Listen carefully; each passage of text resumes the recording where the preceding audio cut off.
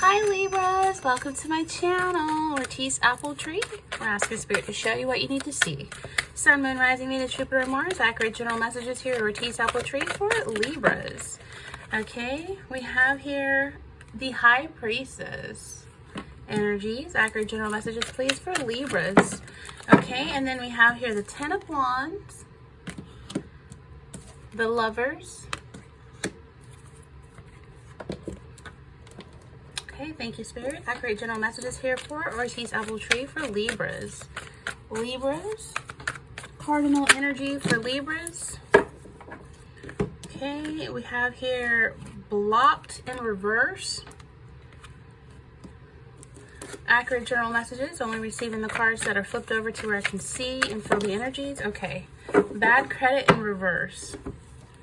All right, let's get into these messages. Again, keep in mind this is very general, so you understand what resonates and leave what doesn't. Okay, so Libras, we're starting here with the High Priestess energy, and this is desirability. This is having higher power, creativity, and also having like a mysterious aura around you. But I feel like this is also possessing your own intuition and having it combined with common sense. So for some of you, it's time to trust your instincts, go with your gut feelings, pay attention to your dreams, your signs, symbols the universe is sending you. Another energy with this High Priestess is some of you may become infatuated with someone who is unattainable, or you are the one that's unattainable to someone who is really infatuated with you. I feel like you're really highly desired right now by possibly more than one person. People will find you interesting and irresistible.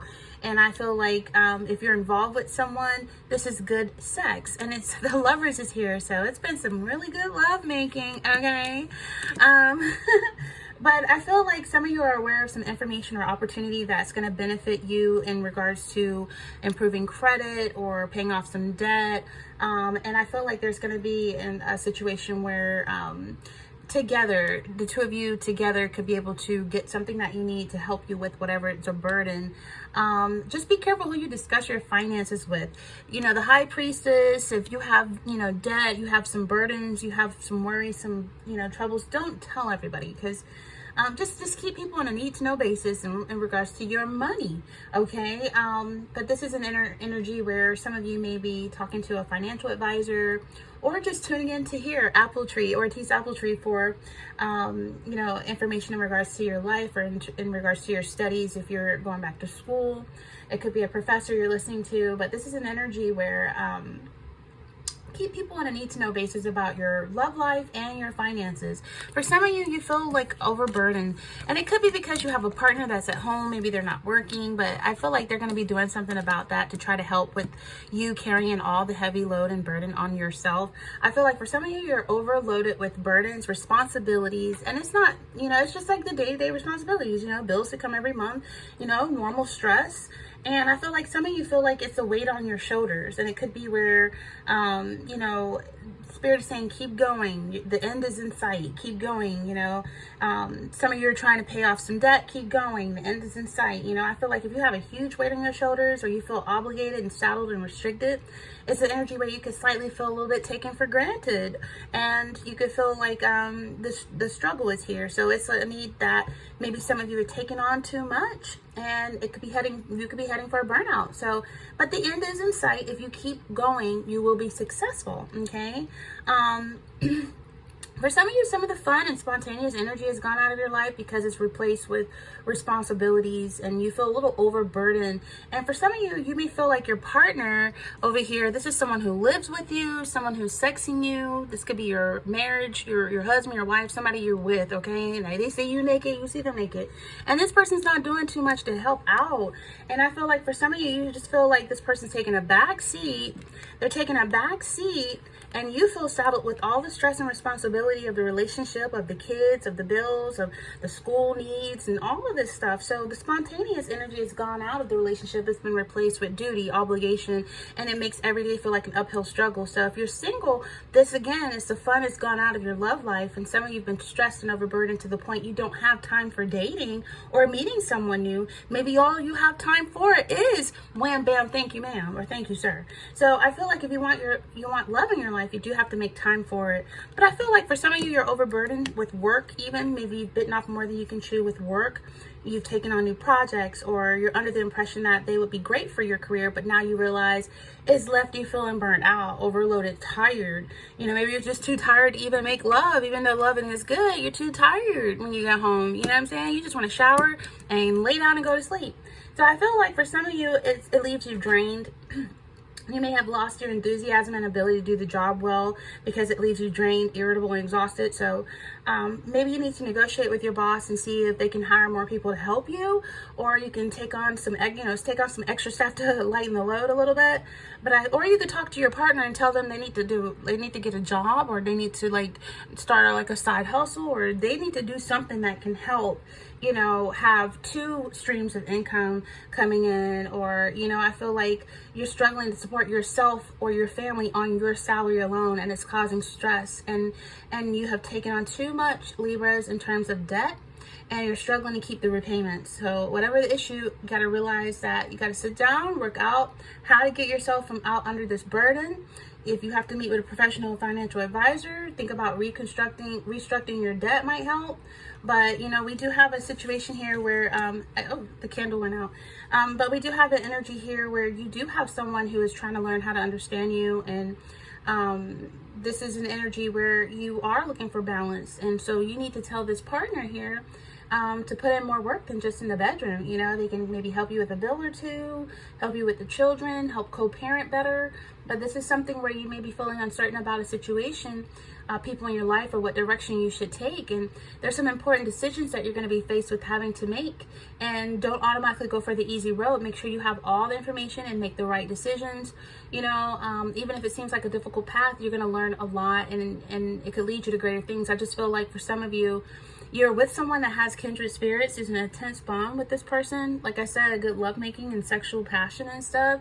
And there's a deep connection, mutual understanding. You just maybe need a balance of financial understanding and financial support and help as well. So I do feel like there's an energy here where you may have blocked somebody because of this. Maybe they weren't able to help you, but I feel like somebody wants to be unblocked, or you're thinking about unblocking, or this could be, you paying off your debt and getting things unblocked where you can be able to request more for loans or something like that. I just feel like, being unblocked by someone doesn't necessarily mean that they're ready to talk to you again or reconcile with you. I just feel like for some of you, reasons why someone unblocks you or you unblock someone is that maybe just ready to re-engage in connection or conversation. I just feel like forgiveness or closure. Someone who has been unblocked, may be ready to let go of any negative feelings or grudges they were holding against you. They're ready to take steps towards helping you lighten the load, helping you co-parent with the kids, helping you pay some bills, helping you.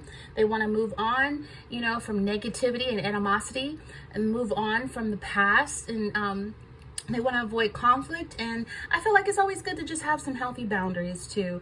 Healthy boundaries protect your own peace of mind. But, this is someone who maybe they didn't have a job, or maybe they had, a job, or maybe they weren't working at all. And I feel like somebody is trying to get a job, or someone's thinking about getting a second job to pay off some debt. We have the debt in reverse. We have bad credit in reverse. We have unemployed in reverse. So I feel like you got the raise, you got the promotion. I feel like you're all about, starting to pay down your debt.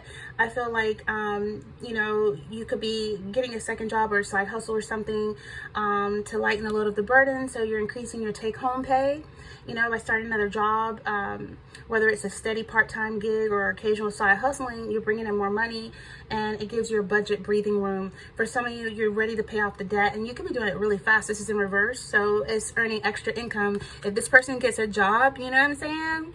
If they get a job, or if you get a side hustle, it's on like Donkey Kong. It's like earning extra income, paying down debt balances faster, whether you make larger or extra payments. I feel like you're paying less in interest fees over the life of the loan by paying down the balance faster.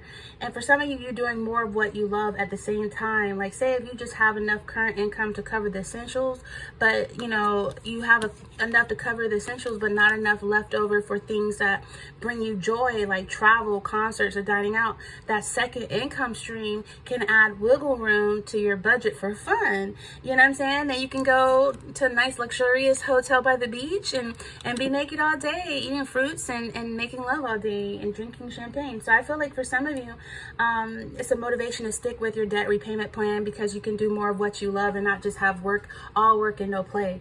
So another thing is exploring other interests like a side hustle or additional part-time job.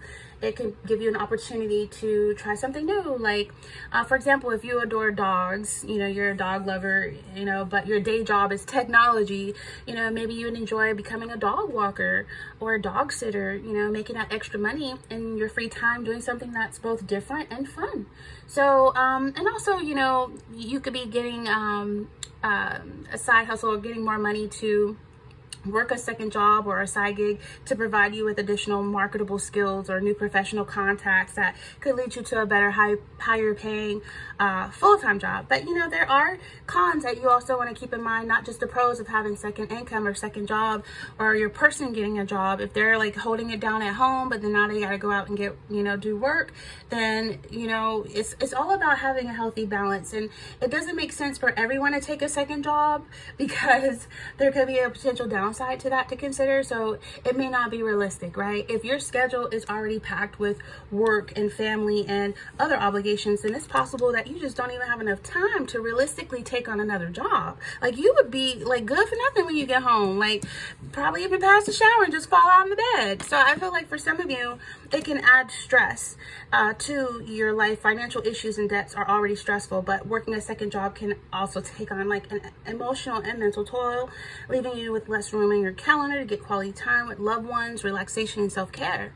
So it could endanger your day job too. Like, some employers have restrictions on moonlighting, especially if you could be viewed as competitive. So even if you don't have that issue, it's possible that you're burning the candle at both ends. So it could hurt your performances at your primary job. So it takes discipline, for that extra money to pay off this debt, to get your credit back in good standing. I feel like that extra money could actually go towards the debt. And you got to be on top of your finances and follow through. Some people find it hard to avoid the temptation to use the new income for other purposes. But if you foresee this being a challenge, consider setting up like automatic payments so the money serves the right purpose and it's not just spent on unnecessary things. But and it could have a negative tax impact too, because adding a second job or even a side hustle could push you into a new tax bracket and require you to pay self-employment taxes like I do working here at YouTube. So if you don't plan for that possibility, you could be facing a big tax bill at the end of the year if you forget to pay your taxes and even more debt to repay. So there's so many different ways that you can earn extra income to pay off debt. You can even start a YouTube channel like I did, get it monetized. You can get a regular part-time job. You can use the gig economy apps for work. You can work for your community. Brainstorm useful skills that you could get paid doing in your local community without needing professional experience, like babysitting, pet sitting, helping senior citizens, mowing the lawn, power washing, moving furniture, cleaning or organizing houses. You can create flyers for your neighborhood and advertise on Nextdoor. You can sell things online, Facebook Marketplace, selling items online that you no longer need. eBay is still a great place to sell anything. Though there are also specialty apps like Poshmark for clothes and shoes. Facebook Marketplace, again, is ideal for larger items that need local pickup. Just make sure you do it safely. And then freelancing, put professional skills and talents to work as a freelancer, either for like one-off projects or hourly work. Okay, it's ideal for skills like tutoring, writing, editing. If you're good with graphic design or photography, if you don't have many contacts, you can find work on websites like Upwork. I know about, but yeah, it could lead to like you posting on social media, and that could help you network and LinkedIn as well. So, but Spirit is wanting you to have a tighter budget. Making more money isn't the only way to pay down debt. You can also free up some by cutting expenses. So if you have subscriptions, like if you got Netflix you're paying every month and you don't even watch movies, yeah, you might want to just go ahead and cancel that subscription. You know, you can try the debt snowball method. That's a debt payoff strategy that prioritizes your debt with the lowest balances first. You make the minimum payment on all debt accounts except the one with the lowest balance, to which you'll pay as much as you can. And then once it's paid off, you can focus on the account with the next lowest balance, and so on. So by starting with the smallest debts first, you pay off accounts faster, and it gives you a motivating sense of momentum. Okay, and as you pay off accounts, you're freeing up more money to put towards the next balance. So, and then that's the debt snowball method, and then there's a debt avalanche. So it's like another debt payoff strategy. Yeah, I don't want to get too much deep into it, but debt consolidation is pretty much, you know, if you have multiple debts and you remember to pay them all, and it's a challenge, then there's debt consolidation loans that can help you wrap your debts into one monthly payment. All right, now I sound like I'm a creditor trying to help you with progress of your debt repayment. And I'm just only going on that because this energy looks like that's what you're motivated to do, and I'm really proud of you. Give yourself a pat on the back. That's really good that you are working on improving your credit score and lowering your debt and earning extra money. It doesn't just speed up the process of debt repayment, but it can give you a financial cushion to help ensure you're able to make all of your bill payments on time. So, but yeah, you know, I feel like when you get married, if one spouse has bad credit, you know, marrying someone with bad credit doesn't automatically hurt your credit score, but your spouse's bad credit could affect you after you get married. Like if you apply for credit together, lenders would look at both you and your spouse's credit scores, and then your spouse's credit might stop you from getting the best interest rate, or your application might even get denied. So, you know, if a person with less than perfect credit is applying for a loan, a spouse with good credit may be able to serve like a co-signer on the application. And I don't know if you really want to tie yourself up in doing that, but you can, but just paying your bills on time, staying below your credit limit, and, you know, trying out consolidating credit card debts options. And yeah. So anyway, and even considering a credit card to build credit, like if your spouse has poor credit or no credit at all, which is the same as bad, it's like you could start with like a secured card. A secured card is where you pay a security deposit, and it acts as collateral to you, and you open that account. So anyway, I feel like any activity on a joint credit account shows up in both you and your spouse's credit histories, and both of you are financially responsible for paying that debt off. So you want to just keep that in mind, but keep people on a need-to-know basis when it comes to your business. You know what I'm saying? I feel like the High Priestess and the Ten of Wands together is a powerful combination that speaks to you that there's a spiritual journey, and the challenges that you're facing is there, and it's like you're on a path of spiritual growth and self-awareness. And if you're feeling burdened by the weight of responsibilities, you know, listen to your own inner voice, embrace your intuition, and this is encouraging to explore like mysterious and hidden aspects of your life, and trust that you have your own inner wisdom. You know, I feel like, yeah, there's some responsibilities, maybe even overcommitment, but if you're feeling overwhelmed and weighed down by obligations, you have to take a step back, reassess your priorities, let go of unnecessary responsibilities and subscriptions and bills and stuff like that, and seek support even if you need to, but trust that your inner voice and intuition. It's going to remind you to lighten your load and delegate some tasks when necessary. Okay, and then last but least, you know, that the Lovers in the Ten of Wands, again, it is an energy about involving partnership. You know, they need to help out, you know, and if they're just sitting at home doing nothing, they better have dinner made, the house clean, your massage and bath water ready.